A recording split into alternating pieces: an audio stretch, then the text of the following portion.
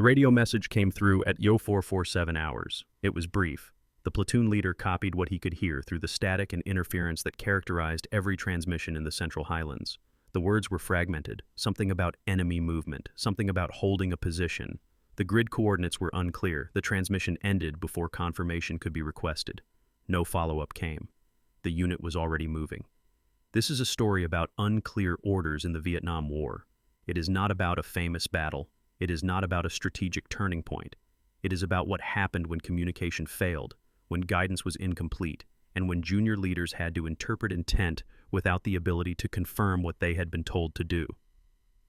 It is about the kind of situation that occurred hundreds of times across South Vietnam between 1965 and 1973, in which American soldiers found themselves committed to action based on fragmentary information, operating beyond the range of effective command and unable to reverse decisions once they had been made. The Vietnam War was defined by its reliance on radio communication.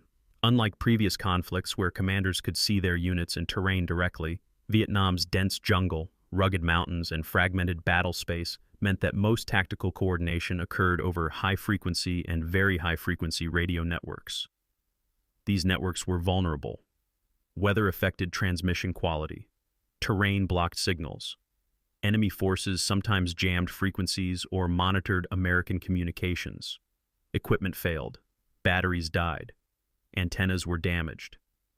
The result was that many operations were conducted with incomplete or degraded communication between units and their higher command. In May of 1969, a reinforced rifle platoon from the First Cavalry Division was operating in the mountains west of An Khe.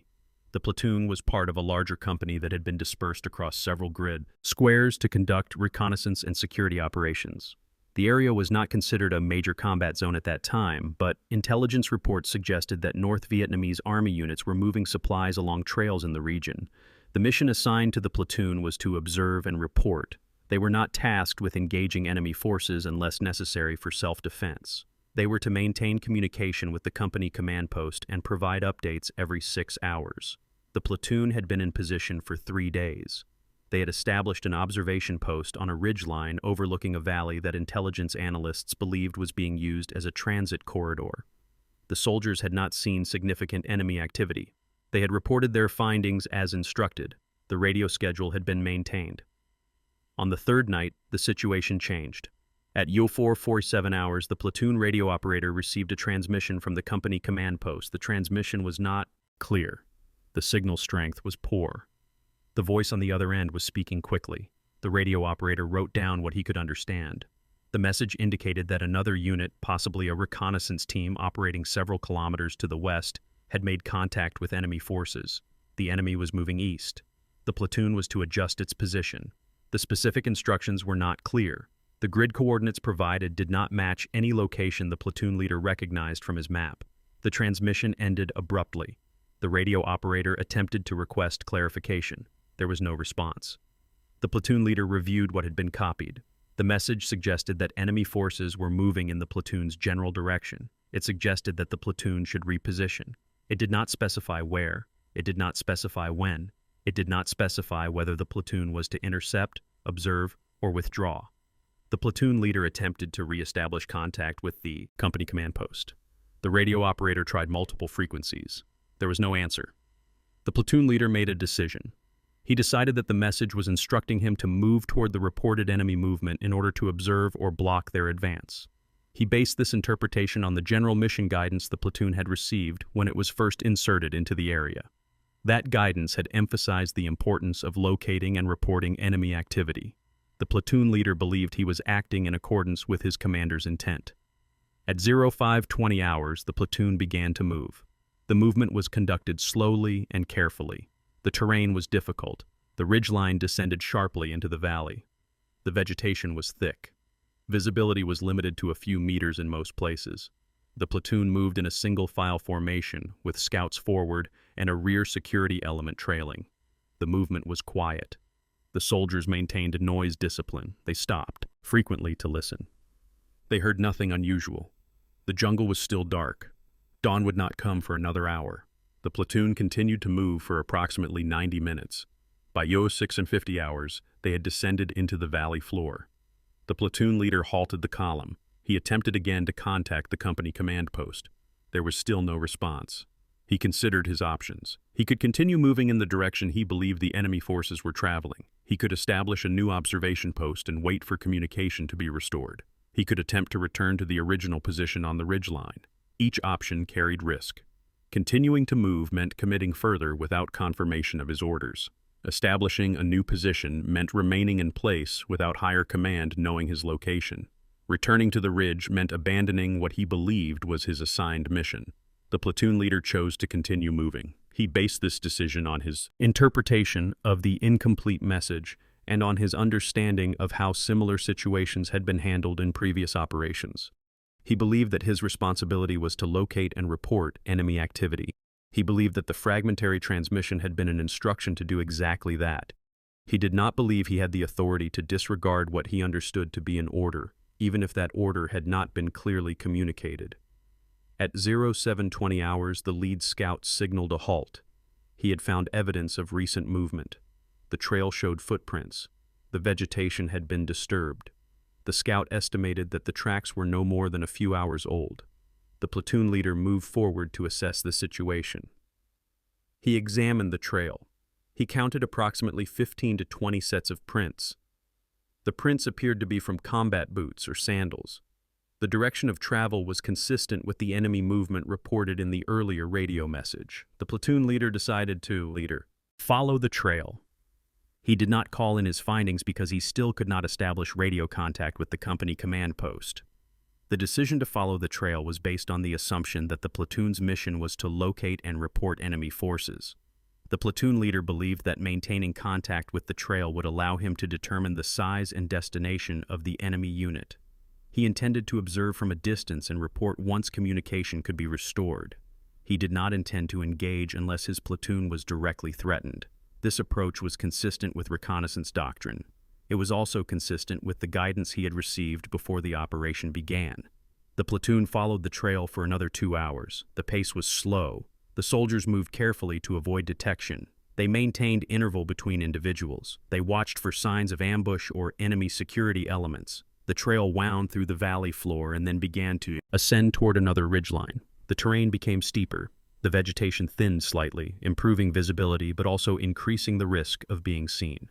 At 0920 hours, the platoon leader halted the column again. He sent 2 scouts forward to observe the trail ahead. The scouts moved approximately 100 meters and then returned. They reported that the trail continued upward and that there were signs of a larger group having stopped in the area recently. They had found discarded ration containers and cigarette butts. The platoon leader now faced another decision. The evidence suggested that the enemy unit was larger than initially estimated and that it had paused, possibly to rest or regroup. Continuing to follow the trail meant moving closer to what could be a significant enemy force. Stopping meant losing contact with the trail and potentially losing the opportunity to gather intelligence. The platoon leader still had not been able to communicate with higher command. He did not know if other friendly units were operating in the area. He did not know if support was available if his platoon encountered trouble. He was operating entirely on his own interpretation of an incomplete message received more than 4 hours earlier. He decided to continue. This decision was not made lightly. The platoon leader understood the risk. He understood that he was moving his soldiers into a situation where they could be outnumbered and isolated. But he also believed that his mission required him to gather information about enemy movements. He believed that retreating without completing that mission would be a failure of his responsibility. He believed that unclear orders did not absolve him of the need to act. At 10:15 hours, the platoon reached a position where the trail opened into a small clearing. The clearing was approximately 50 meters across. On the far side, the trail continued into dense jungle. The platoon leader halted his soldiers at the edge of the clearing. He observed the area. He saw no immediate signs of enemy presence. He decided to send a small element across the clearing to determine if the trail was still being used. 4 soldiers moved across the open ground. They reached the far side without incident. They examined the trail and signaled that it showed recent use. The platoon leader then moved the rest of the platoon across the clearing in 2 groups. The movement was completed by 10:35 hours. As the last group entered the jungle on the far side of the clearing, the radio operator reported that he was receiving a faint signal. The platoon leader took the handset. The transmission was weak and broken. He could hear parts of words but could not make out complete sentences. He attempted to transmit his location and the information about the enemy trail. He did not know if his transmission was received. The signal faded completely after less than a minute. The platoon was once again without communication. The platoon continued to follow the trail. At 11:20 hours, the lead scout heard voices ahead. He signaled a halt. The platoon leader moved forward. He could hear the voices clearly now. They were speaking Vietnamese. The voices seemed to be coming from a position approximately 75 to 100 meters ahead, around a bend in the trail. The platoon leader deployed his soldiers into a defensive perimeter off the trail. He moved forward with one other soldier to observe. They moved slowly and quietly through the undergrowth parallel to the trail. After moving approximately 50 meters, they reached a position where they could see the source of the voices. There were at least 30 enemy soldiers visible in a small bivouac area. They appeared to be resting. Some were sitting. Some were lying down. A few were standing and talking. There were weapons stacked nearby. The soldiers appeared relaxed. They did not seem to be aware of the American platoon's presence. The platoon leader observed for several minutes. He estimated that there were likely more enemy soldiers in the area that he could not see from his position. He quietly withdrew and returned to his platoon's perimeter. The platoon leader now understood that he had followed the trail directly to what appeared to be a staging area or rest stop for a North Vietnamese Army unit. The enemy force was larger than his own platoon. The platoon was deep in the valley, several kilometers from its original position, and out of radio contact with higher command. The enemy did not appear to know the platoon was nearby, but that could change at any moment. The platoon leader faced a situation that had no clear solution. He could not attack. His force was too small, and the enemy was in a defensive position. He could not call for support because he had no radio contact. He could not remain in place indefinitely because his platoon would eventually be discovered or would run out of supplies. He could attempt to withdraw, but moving back along the trail risked encountering enemy forces that might be moving in the same direction his platoon had come from. He could attempt to move cross-country away from the trail, but the terrain was difficult and the risk of becoming lost or separated was high. The decision he made was to withdraw slowly and carefully back along the route the platoon had taken. He believed that this offered the best chance of avoiding contact while moving toward an area where radio communication might be restored. The withdrawal began at 11:45 hours. The platoon moved in the reverse order of its original movement, with security elements watching the trail behind them. The movement was even slower than the approach had been. Every few minutes, the platoon halted to listen for signs of pursuit or enemy activity. They heard nothing. At 12:30 hours, the platoon reached the clearing it had crossed earlier. The platoon leader decided to skirt the clearing rather than cross it again. Moving through the jungle around the edge of the clearing took longer, but reduced the risk of being seen. The platoon completed this movement by 1310 hours. They continued moving back down the trail. The radio operator attempted to establish contact every 15 minutes. There was no response. At 14:25 hours, the platoon was approximately halfway back to its original position on the ridgeline. The soldiers were tired. They had been moving for more than 8 hours with only brief pauses. The heat and humidity were oppressive. Water supplies were running low. The platoon leader called a halt to allow the soldiers to rest and drink. During this halt, the radio operator reported that he was receiving a signal again. The platoon leader took the handset. This time, the transmission was clearer. The voice was from the company command post. The company commander was asking for the platoon's location and status. The platoon leader reported his grid coordinates and explained that he had followed what he believed were instructions to investigate enemy movement. There was a pause. Then the company commander responded. The message the platoon had received at 0447 hours had not been intended for them. It had been a fragmentary transmission meant for a different unit operating in a different area. The grid coordinates had been garbled during transmission. The platoon was not supposed to have moved from its original observation post. The company commander had been attempting to contact the platoon for hours to verify its status and had become concerned when there was no response. The company commander instructed the platoon to return to its original position immediately and to report when it arrived. The platoon leader acknowledged the transmission. He did not attempt to explain his reasoning or defend his decision. He simply confirmed that the platoon was returning to its assigned position. The platoon resumed movement at 14:45 hours. The soldiers climbed back up the slope toward the ridgeline. The ascent was difficult. The soldiers were exhausted. Several men needed assistance. The platoon reached its original observation post at 17:20 hours. The platoon leader reported to the company command post that his platoon was back in position. He provided a brief summary of what the platoon had observed, including the location and size of the enemy bivouac area. The company commander acknowledged the report and stated that the information would be passed to the battalion intelligence section. No further action was taken that day. The platoon remained in its position. The enemy unit that the platoon had observed was not engaged. Whether it moved on or remained in the area was not communicated to the platoon. The platoon continued its assigned mission of observation and security for another 4 days before being extracted and returned to the company base area. During those 4 days, radio contact was maintained on schedule. No further unclear messages were received. The platoon did not encounter any enemy forces. After the operation, there was no formal investigation or inquiry into the events of that day. The platoon leader submitted a routine after-action report. In that report, he described the sequence of events and acknowledged that he had misinterpreted the fragmentary radio message. He noted that the lack of clear communication had contributed to his decision to move the platoon without confirmation. The company commander reviewed the report and filed it.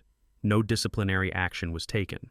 The incident was considered a product of the operational environment rather than a failure of leadership or judgment. This type of situation was not unique. Throughout the Vietnam War, American units operated under conditions where communication was unreliable, guidance was often incomplete, and junior leaders were required to make decisions based on their interpretation of fragmentary information. The decentralized nature of operations in Vietnam meant that platoons and companies frequently found themselves beyond the effective range of their command structure. Radio was the only link between these isolated units and higher headquarters, and when that link failed or provided unclear information, the burden of decision-making fell entirely on the officers and non-commissioned officers in the field. The reliance on radio communication created a paradox. On one hand, radio allowed for more flexible and dispersed operations than had been possible in previous wars. Commanders could coordinate the movements of multiple units across wide areas and could call for support from artillery, aircraft, and other assets quickly. On the other hand, radio communication was fragile. It depended on equipment that could fail, on atmospheric conditions that could not be controlled, and on operators who were often working under stress and fatigue. When communication degraded or failed, the flexibility that radio enabled became a source of confusion and risk. In the case of the platoon operating west of An Khe in May 1969, the breakdown in communication led to a series of decisions that placed the platoon in a dangerous situation. The platoon leader acted based on what he believed were his orders. He interpreted a fragmentary message as an instruction to investigate enemy movement. He made this interpretation in good faith, based on his understanding of the mission and his training. He did not have the option to request clarification because the radio did not work. He did not have the option to wait for clearer guidance because he believed that time was critical. He made a decision and committed his platoon to a course of action that could not easily be reversed. The fact that the platoon was able to withdraw without suffering casualties was due in part to luck and in part to the careful manner in which the platoon leader conducted the movement. The enemy unit that the platoon observed did not detect the American soldiers. The terrain, while difficult, did not prevent the platoon from retracing its route. The radio communication was eventually restored, allowing the platoon to receive instructions to return to its original position. Any of these factors could have been different. The enemy could have discovered the platoon. The terrain could have forced the platoon into an area where withdrawal was not possible. The radio could have remained non-functional for hours or days longer. In those alternate scenarios, the outcome would have been much worse. The broader lesson of this incident is not about individual error or poor training. It is about the inherent challenges of command and control in the Vietnam War. The operational environment in Vietnam was unlike anything the United States military had encountered in previous conflicts. The enemy did not hold fixed positions or operate in conventional formations. The terrain was harsh and unfamiliar. The political and strategic context of the war created constraints on how military force could be applied. Within this environment, American units were expected to operate with a high degree of independence, to make decisions quickly, and to adapt to changing circumstances. This required junior leaders to exercise judgment and initiative. It also meant that when communication failed or when orders were unclear, those same leaders were left to interpret intent and act on their own understanding of the situation. The Vietnam War produced thousands of situations similar to the one experienced by the platoon west of An Khe. Some of these situations resulted in successful outcomes. Others resulted in casualties, lost equipment, or failed missions. In all cases, the common thread was the gap between what higher command intended and what units in the field understood.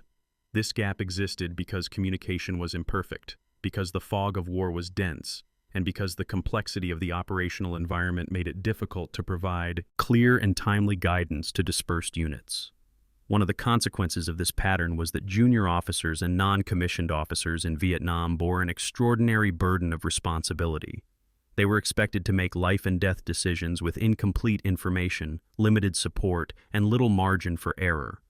They were expected to interpret their commander's intent and act accordingly, even when that intent was communicated through a radio transmission that lasted only a few seconds and was filled with static. They were expected to maintain the discipline and cohesion of their units under conditions of physical exhaustion, psychological stress, and constant danger.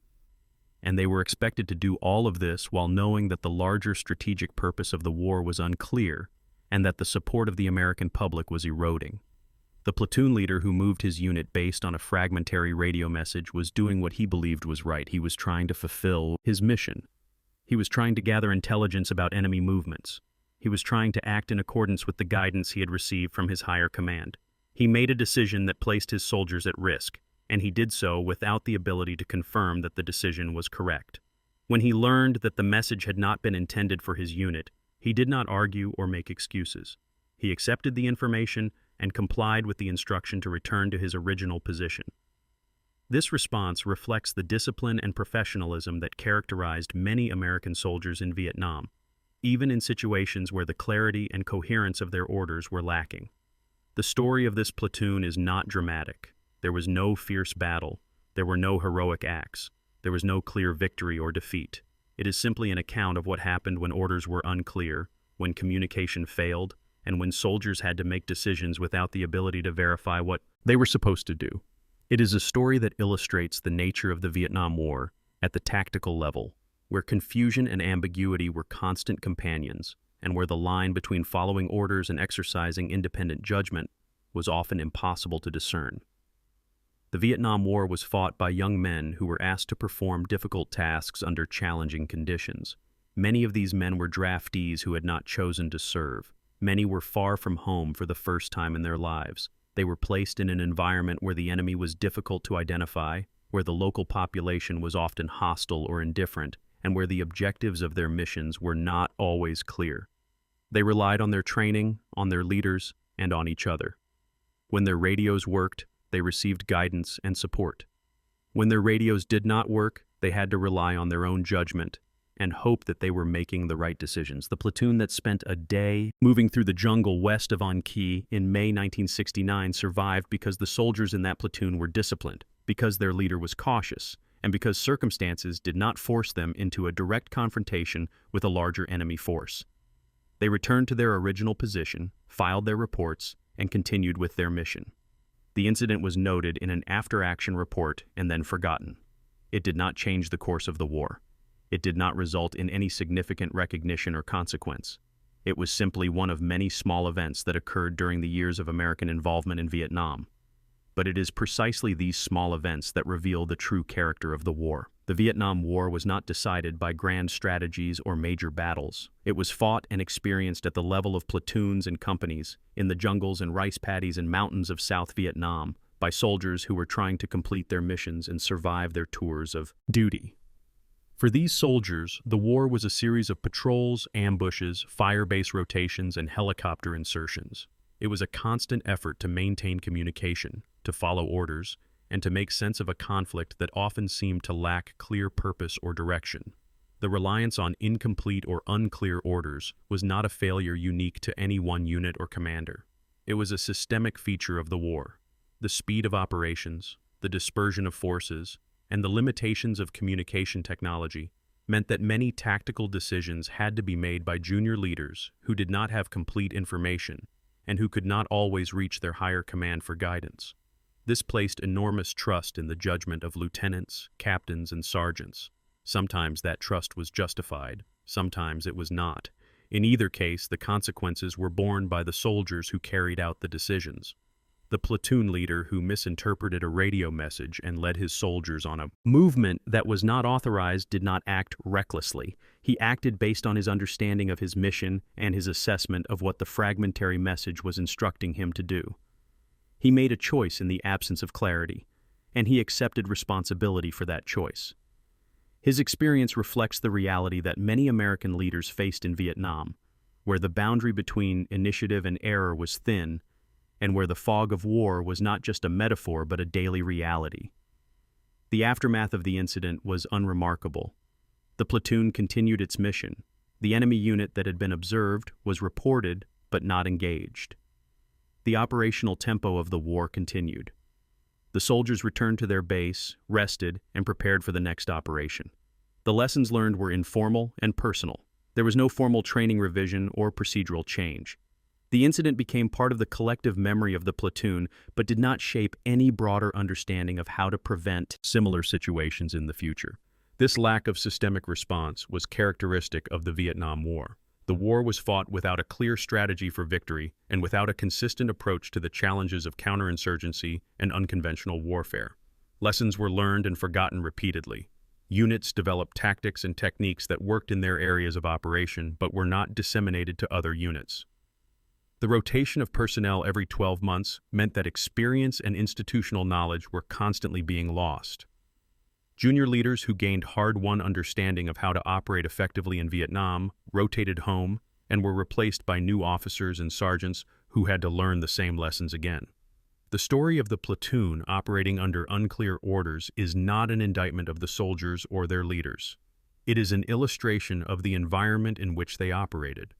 It is a reminder that war is not conducted under laboratory conditions and that the clarity and precision assumed in planning and doctrine often do not exist in reality. It is an acknowledgement that soldiers in combat are required to make decisions based on imperfect information, and that those decisions have consequences that cannot always be predicted or controlled. The Vietnam War ended for American forces in 1973. The platoon that moved through the jungle west of An Khe in 1969 was part of a much larger effort that ultimately did not achieve its strategic objectives. The soldiers who served in that platoon went home. Some continued their military careers. Some left the service and returned to civilian life. The incident in which they participated was not discussed in history books or commemorated in memorials. It was simply one of thousands of small events that made up the daily reality of the war. But the questions raised by that incident remain relevant. How do military organizations ensure clear communication in complex and fluid environments? How do they train junior leaders to make sound decisions when guidance is incomplete or ambiguous? How do they balance the need for initiative with the need for discipline and adherence to orders?